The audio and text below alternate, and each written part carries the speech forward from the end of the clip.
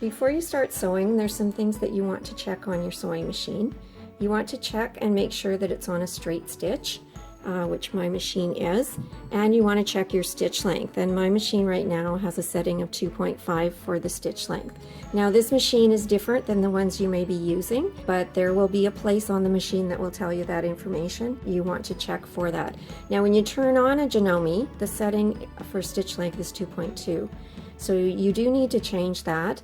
Some of the machines don't have a 2.5, so you'll use 2.4 or 2.6. Now if you forget, 2.2 is still okay.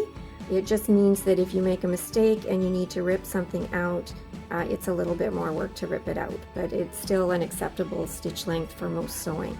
So something else you want to check is the take-up lever right here. You want to see that that is in the highest position.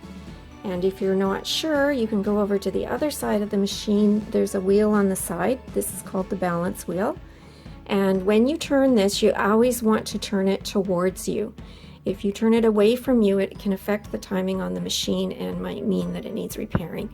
And when you turn it, and I'm going to show the take-up over here, when you turn it, the take-up lever moves down and up. It's actually like making the machine sew a stitch. And you want to turn it towards you until it's as high as it'll go. And right now I know that's the top position for it. Now if you forget to do that, you can still sew, but the needle may on-thread when you start sewing, and then you have to stop and rethread your needle. But if you start with the take-up in the highest position, it should always start sewing without you on-threading the sewing machine needle. So those are things you want to check before you actually start sewing at the machine.